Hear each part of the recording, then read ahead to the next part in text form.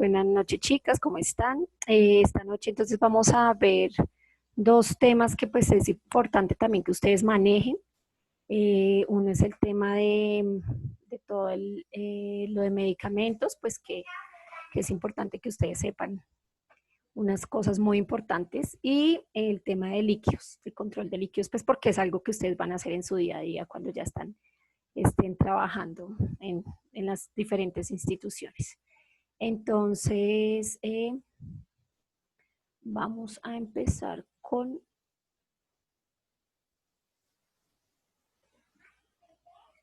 la atención de enfermería en la administración de medicamentos parenterales. Se llama nuestro tema del día de hoy.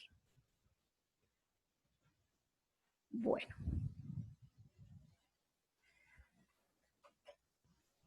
Listo, chicos. Entonces,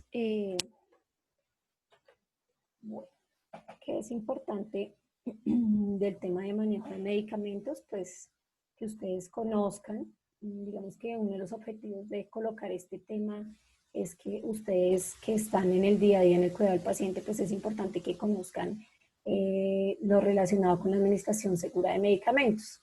¿Por qué? Porque debido a esta causa, a la administración de medicamentos, pues se producen a diario muchos eventos adversos, muchos eh, efectos pues, secundarios que obviamente los efectos secundarios no son prevenibles, pero si bien nosotros tenemos conocimiento, podemos ayudar y prevenir para que no ocurran y para evitar pues, que se presenten diferentes eventos que se presentan por falta de información, porque no leemos bien, porque de pronto no identificamos bien muchas veces la presentación de los medicamentos. Entonces, de aquí la importancia de que ustedes sepan y conozcan muy bien todo lo relacionado con medicamentos, que muchos van a estar en contacto directo con estos, otros de pronto no tanto, porque pues en los servicios generalmente la jefe es la que administra los medicamentos. Sin embargo, a veces cuando ella está ocupada y se necesita algo urgente, pues ustedes son los que van a estar ahí ayudando y colaborando para este proceso. ¿Mm? Entonces, pues vamos a iniciar como conociendo cuáles son las vías de administración de los medicamentos. Que ustedes pues es importante que conozcan. Una de las vías de administración de los medicamentos es la vía endovenosa o intravenosa que nosotros conocemos. Es donde se instaura un catéter, como se hizo el día de ayer.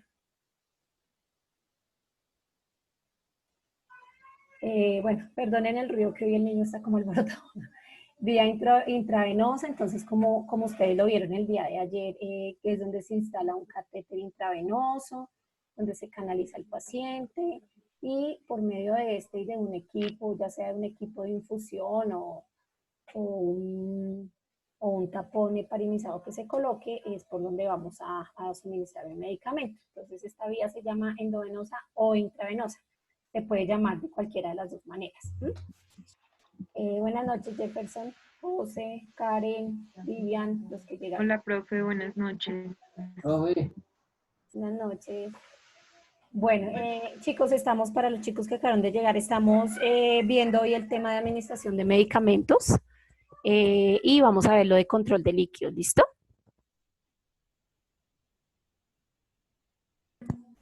Bueno, entonces les estaba explicando que existen diferentes vías de administración de medicamentos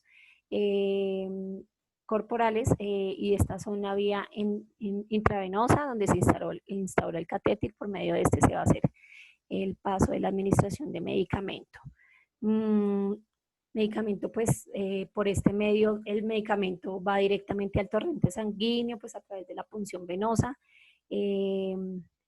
Por medio de esta vía, pues los efectos de los medicamentos es mucho más rápida y pues también por lo mismo puede acarrear digamos que mayores complicaciones. El tipo y la cantidad de velocidad de la infusión pues están determinados por los requerimientos que necesite el paciente, que fisiológicos que necesite.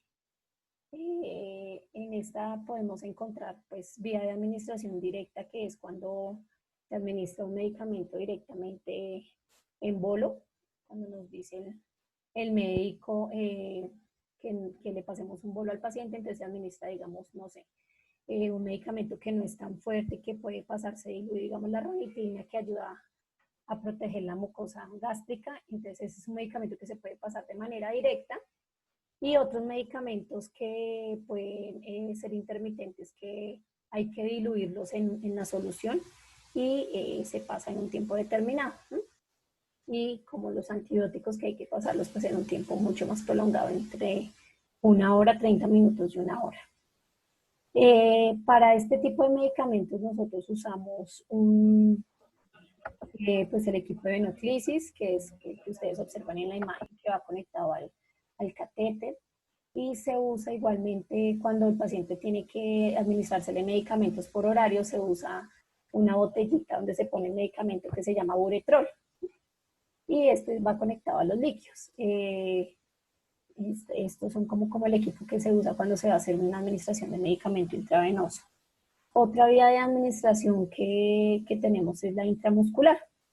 Entonces, por la vía intramuscular, pues como su nombre lo indica, el medicamento se inyecta en el tejido muscular. Los puntos de inyección pues varían de acuerdo con la cantidad máxima de administración de la inyección. Generalmente pues una inyección de 3 mililitros, que es lo que generalmente se hace cuando es intramuscular, pues no genera mayores riesgos. La inyección intramuscular se debe colocar con la aguja en un ángulo de 90 grados, como está la imagen, y obviamente debe llegar directamente al músculo. En este tipo de inyección, pues igual que con todas las demás, se debe hacer pues un adecuado lavado de manos, una limpieza del área con alcohol, una adecuada desinfección. Si se coloca en la parte intramuscular, en el glúteo, es importante tener en cuenta en qué parte se va a colocar, porque muchas veces no se coloca en el lugar adecuado, y lo que se genera es que puede hacerse lesión del, del nervio de la ciática. Entonces, en las inyecciones intramusculares específicamente, por ejemplo, que se ponen en la cola, siempre hay que dividir el glúteo en 4 partes, y se pone siempre en la parte externa superior del glúteo. No traje la imagen, pero pues para que ustedes tengan conocimiento. Ya ahorita miramos y les muestro bien cómo se debe colocar. La subcutánea, pues es otro tipo de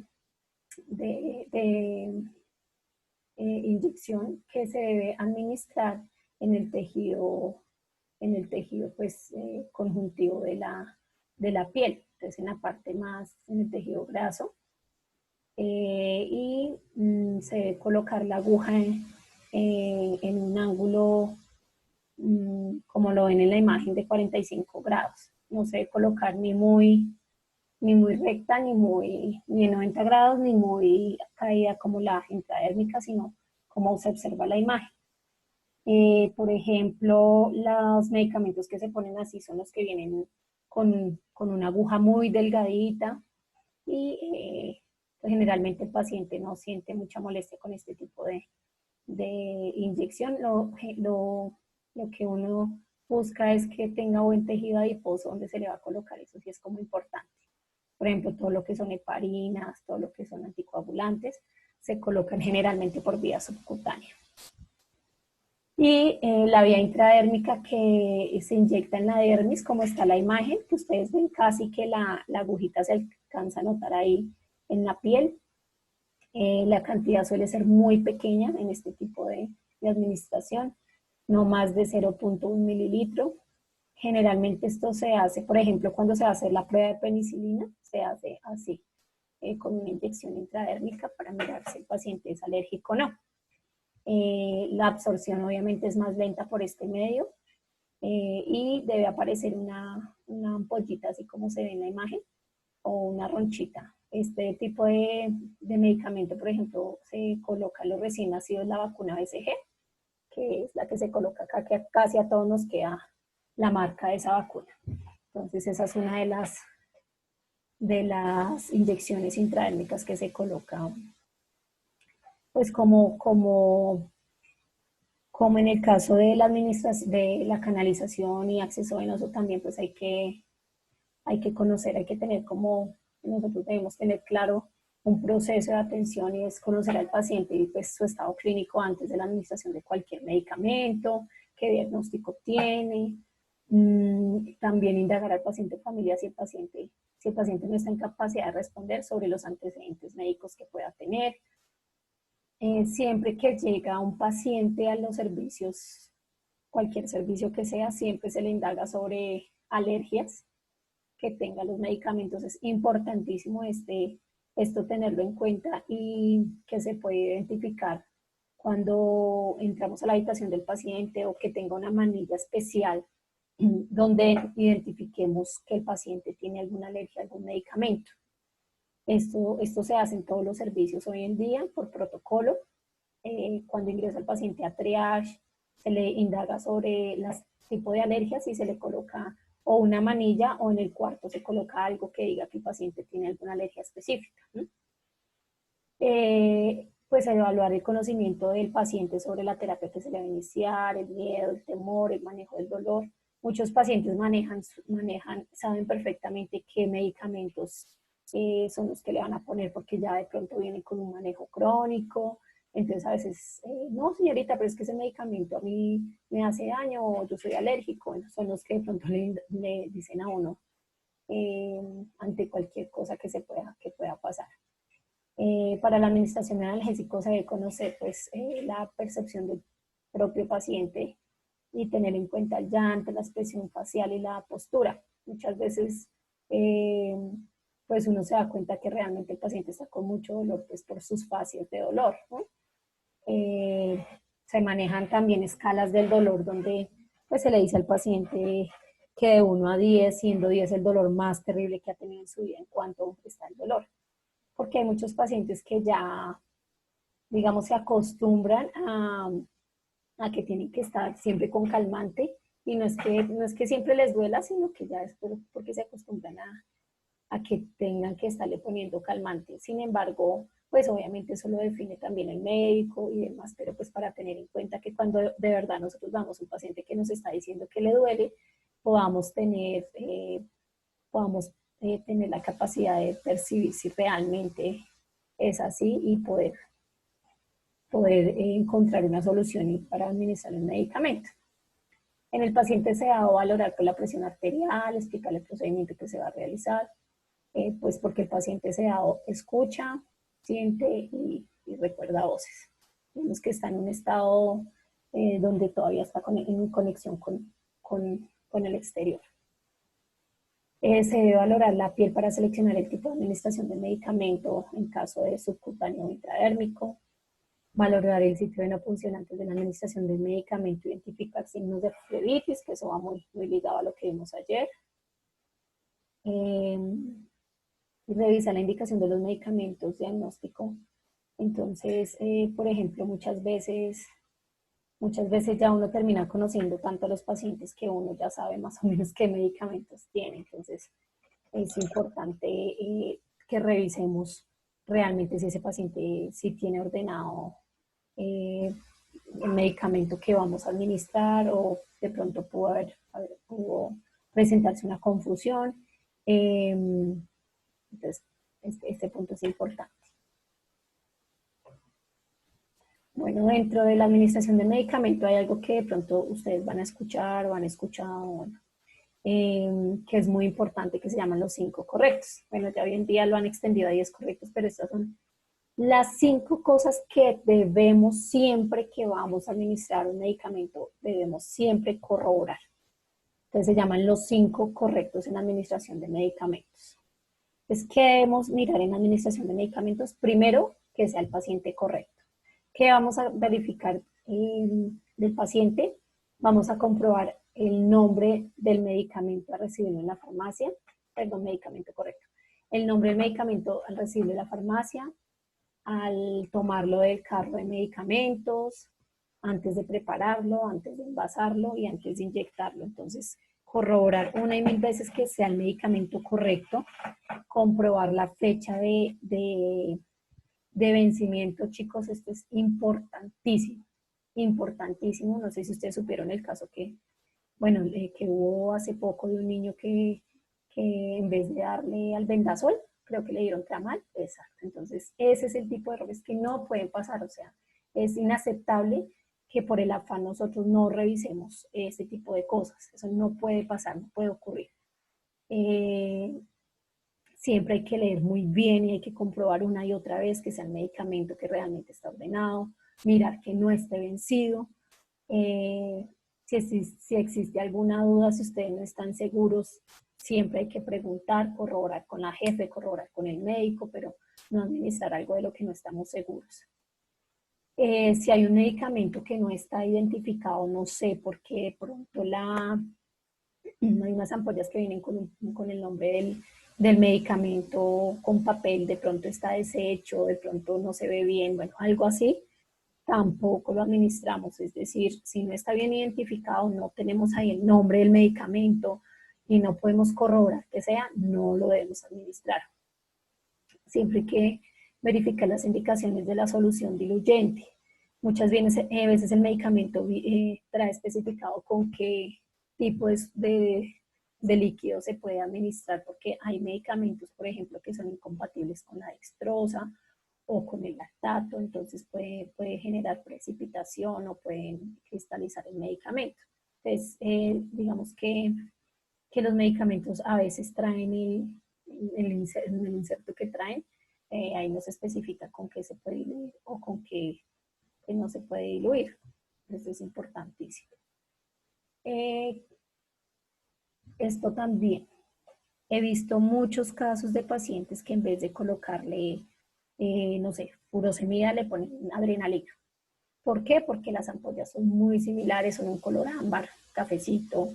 Entonces, eso pasa mucho en urgencias y puede pasar en medio del afán, en medio del corre-corre, sacamos la ampolla del carro de paro, pensamos que es un medicamento y resulta que es otro que le va a producir unos efectos totalmente diferentes, hasta puede perjudicar al paciente, hasta puede fallecer por este tipo de errores. Entonces, recordar que siempre hay ampollas que se parecen muchísimo, por eso es importante volver al primer punto, leer siempre de qué medicamento se trata. ¿Listo? ¿Alguna pregunta hasta acá? Es importante que esto quede muy claro porque lo que les digo, si bien ustedes no van a estar todo el tiempo administrando medicamentos, ustedes lo van a, en un momento determinado lo van a hacer, y sí es importante tener muy en cuenta estas recomendaciones. No está de más tenerlas en cuenta el día que les toque o les diga, por favor, Alejandra, administreme ranitina al paciente que está con mucha gastritis. Y Alejandra, en medio del estrés, no revisa nada y dice, ay, bueno, pues una ampolla, pongámosle. Siempre hay que corroborar, por favor. Lo otro importante, el otro correcto que debemos mirar, el paciente. Entonces, que debemos mirar del paciente, pues que verificar el nombre del paciente, preguntarle igual al paciente, ¿usted es Pepito Pérez? Sí, señorita, listo. Porque muchas veces ocurre, somos humanos, cometemos errores, se marca el paciente mal. Entonces se le marca en el tablerito que es don José Guzmán, pero no es don José era el de la cama del lado. Entonces también puede pasar que en este punto pues los medicamentos también se confundan. Entonces siempre hay que corroborar la información con el paciente si está consciente, entonces preguntarle el nombre, el de la orden médica. En enfermería uno usa algo que se llaman las tarjetas de medicamentos. En la tarjeta de medicamento básicamente va la información del medicamento, la dosis que se le da a administrar al paciente y el horario. Entonces, siempre también, y pues va marcada con el nombre del paciente, también corroborar eso, que la tarjeta esté bien marcadita, que tenga el nombre del paciente. También mirar el rótulo de la jeringa. Y si hay equivocación, el paciente no coincide el nombre que nos está dando, existe una alta probabilidad que ese medicamento no sea para ese paciente. Entonces, por eso es importante corroborar, verificar con el paciente igual que no sea alérgico a nada, De pronto si tiene la identificación y todo, siempre corroborarán, ¿su merced es alérgico a algún medicamento? Sí, o sí, ¿a cuál medicamento? Entonces es importante si el paciente pues está consciente, alerta, que nos informe qué tipo de medicamento es alérgico. Profe, y si ellos no saben que son alérgicos a algún medicamento, ¿uno cómo puede verificar De ahí? lo que te digo, por protocolo hoy en día en los hospitales, hay hospitales que les colocan una manilla de un color diferente. ¿Sí? Entonces, cuando un paciente ingresa a un servicio de urgencias, lo primero que se le hace cuando entra es en triage, se le coloca una manilla, que es una manilla de identificación con la que el paciente va a estar hasta que salga del hospital. ¿Sí? Adicionalmente a esto, en triage también la enfermera le averigua, le pregunta también por el tema de las alergias. Si es alérgico, le colocan una manilla de diferente color u otro elemento que identifique para todo el personal de la institución que ese paciente tiene una alergia. ¿Sí? Entonces, así es como se hace, así es como se debe hacer. Sea un sticker de un color rojo, o sea, he visto eso, he visto manillas de diferentes colores, algo que institucionalmente ya todo el mundo sepa que ese paciente tiene una alergia.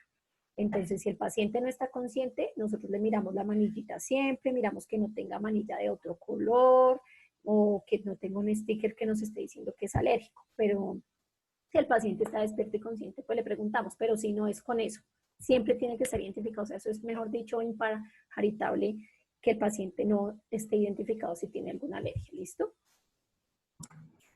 Bueno. A veces los pacientes los hospitalizan y ellos vienen con todos sus medicamentos de la casita. Entonces, pues es importante preguntarle al familiar, al paciente, qué medicamentos toma regularmente y se hace, ¿cómo es que se llama?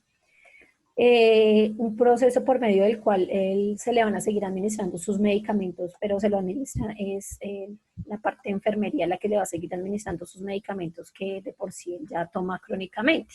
Pues para que no haya para que el paciente siga con su proceso, con sus medicamentos, ya sean antihipertensivos, de sus crónicos. Entonces se le dice al paciente, aquí le vamos a seguir administrando sus medicamentos su losartán, su medicamento para la diabetes, bueno, lo que sea necesario, lo que el paciente tenga ordenado. Listo. ¿Alguna pregunta, alguna otra pregunta hasta acá, chicos? Bueno, entonces, primer correcto, medicamento. Segundo, paciente. Tercero, dosis correcta. Entonces, en este punto debemos corroborar que la concentración del medicamento, cómo es la concentración, porque para que ustedes sepan, los medicamentos vienen en diferentes concentraciones, vienen en gramos, en miligramos, en microgramos, en porcentaje, en unidades internacionales. Entonces es importante corroborar qué tipo de medicamento le están enviando al paciente, pero adicionalmente cuál es el tipo de medida, de unidad de medida que está usando. Porque el médico puede decir, administrele 40 miligramos de insulina. Y nosotros vamos a ver, y la insulina viene en unidades, entonces, ¿qué hacemos? ¿Sí? En unidades internacionales. Entonces, ahí es donde debemos mirar, decir, venga, pero, porque de pronto el médico se le olvidó cómo viene la presentación y ordenó así. Y ahí nosotros decimos, bueno, doctor, aquí, ¿cuánto es el medicamento viene en esta presentación? ¿Cuánto es que se le va a poner realmente? O de pronto él nos deja ahí para que nosotros le hagamos la conversión. ¿Sí? ¿Qué puede pasar? Pues sin embargo, lo que dice el punto 2 es que la dosis del medicamento debe estar formulada en las unidades de peso. ¿Sí? No se acepta como unidad de medida de la dosis únicamente la cantidad de mililitros ni el número de gotas, sino debe especificar cuántos miligramos, cuántos gramos, cuántos microgramos, cuántas unidades. No se deben aproximar las dosis al envasar los medicamentos. O sea, no es que diga, ay, no, es que el doctor le ordenó al niño 4.5, aproximémoslo a 5, no. Siempre hay que corroborar, eh, siempre hay que dar la dosis exacta, sobre todo en pacientes pediátricos o con medicamentos que son de mucho cuidado, porque pues un miligramo más puede hacer un cambio importante en el estado de salud del paciente. Realizar el cálculo de la velocidad de infusión. Ya ahorita con el tema de líquidos vamos a revisar, vamos a hacer cálculos de infusión, cómo se hace para calcular cuánto se le debe pasar el goteo al paciente. Sin embargo, cuando se ponen, por ejemplo, antibióticos que no tenemos bomba de infusión ni nada, toca muy lento, un goteo demasiado lento, porque pues si se lo pasamos muy rápido, lo que hablábamos ayer, se le puede quemar la vena. También comprobar la dosis terapéutica acorde con la edad y peso del paciente. Se supone pues que si el médico da una orden está en lo cierto totalmente, pero pues se han visto casos que el paciente le ordena una dosis muy alta, por ejemplo, a un niño, y pues hay que ser bien pilosos y estar también pendientes de eso. Siempre que una dosis prescrita les parezca inadecuada, hay que comprobarla de nuevo. ¿Listo? Si tienen siempre alguna duda respecto a alguna administración del medicamento, siempre hay que comprobarlo. El otro correcto es la vía. Entonces, Profe, qué pena. ¿Será que la puedes devolver un momentico? Gracias. bueno. Entonces, digamos con que tengamos en cuenta estas cosas que son tan importantes y que a veces parecen como obvias, de verdad que podemos brindar una mejor atención y podemos evitar muchos eventos adversos por administración de medicamentos, que son muy comunes por lo mismo, porque uno Ya, profe, gracias. y demás lo que hace es pues, confundirse. Listo. El otro es la vía correcta, entonces hay que verificar las recomendaciones del fabricante sobre la vía adecuada de administración del medicamento. Verificar que la presentación y las características físicas del medicamento sean compatibles con la vía formulada. Y, por ejemplo, en este punto, digamos la ranitina, volver al mismo ejemplo, la ranitina viene vía oral, pero también viene intravenosa. Entonces, pues es importante mirar que el médico realmente lo que está ordenando es intravenoso y nosotros no le vamos a dar no le vayamos a dar una pastilla al paciente que el paciente no puede comer, por ejemplo.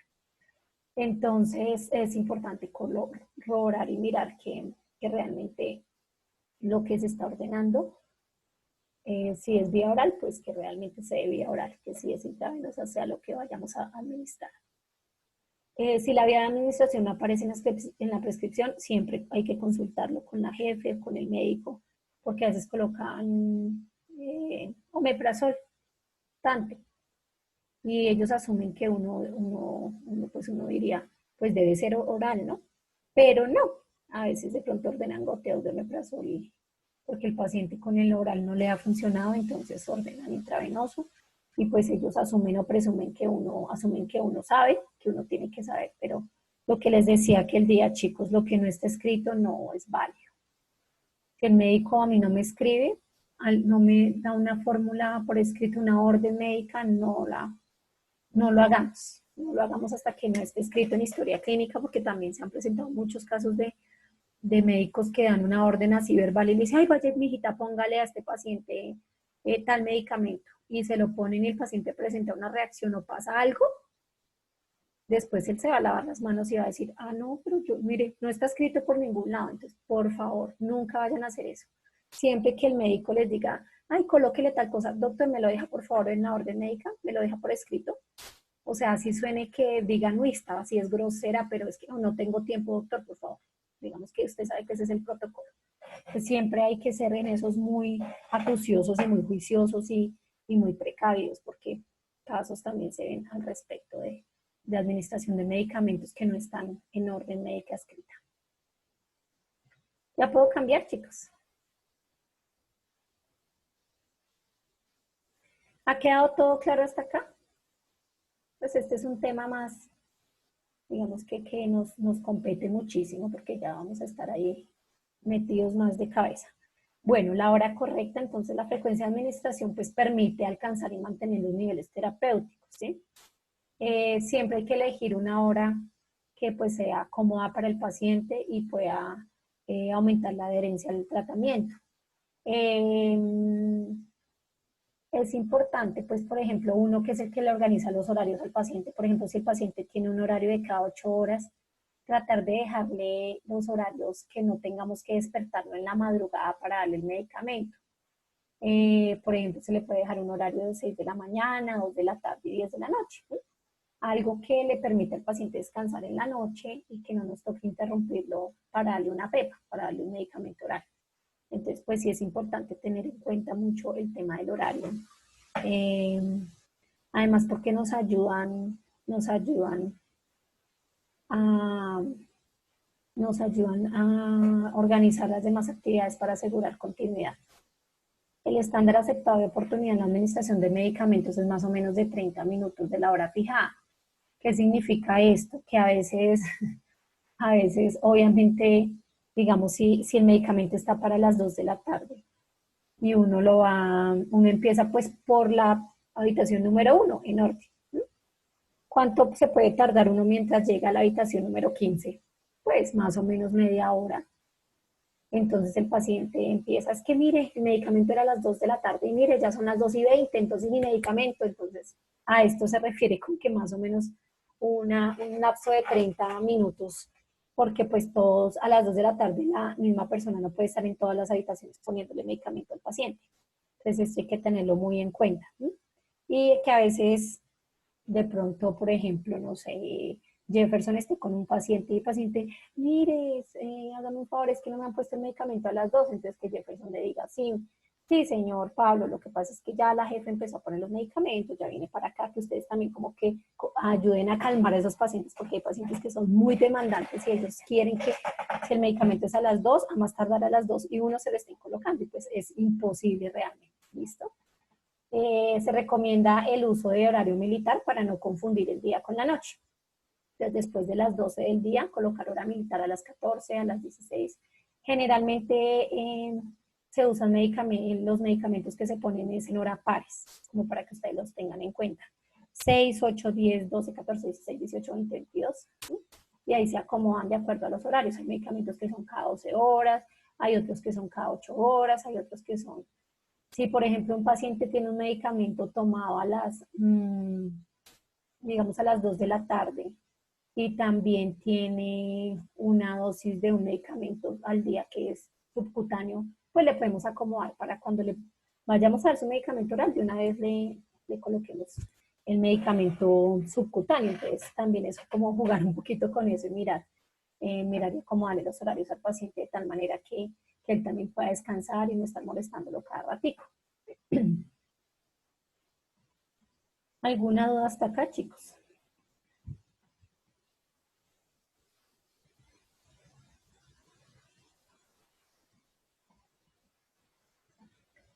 Listo. Bueno, entonces en cuanto al tema de preparación de medicamentos, que es importante. Los medicamentos deben ser preparados por la persona que los va a administrar. Entonces, que a usted la jefe les diga, Dayana, mijita, administreme esta jeringuita de medicamento. Entonces, no. No, ¿por qué? Porque es un riesgo. Porque ustedes no saben cómo está preparado ese medicamento, ustedes no saben cómo está diluido, si se diluyó en un líquido compatible o si es el medicamento realmente. Entonces, los medicamentos deben ser preparados, y esto también es importantísimo, deben ser preparados por la misma persona que los va a administrar. O sea, si yo voy a administrar el medicamento, yo lo preparo. ¿Listo? Importante que esto lo tengan muy en cuenta. Siempre los medicamentos, hay medicamentos que vienen en polvito, ¿sí? Los frasquitos vienen en polvo. Entonces lo que nosotros hacemos es agregar el diluyente y agitarlo y mezclarlo muy bien. Digamos que para diluirlo se puede hacer con agua estéril normal o digamos que la solución salina es un medicamento que no tiene tampoco muchas contraindicaciones, sin embargo hacerlo con agua estéril. ¿Sí? Agua estéril es como lo ideal para diluir los medicamentos. Es para diluir el polvito y que quede ya líquido y poder ahí sí envasarlo en la jeringa. Hay que vigilar la precipitación. ¿Por qué? Porque hay medicamentos que, como la foto de allá abajo,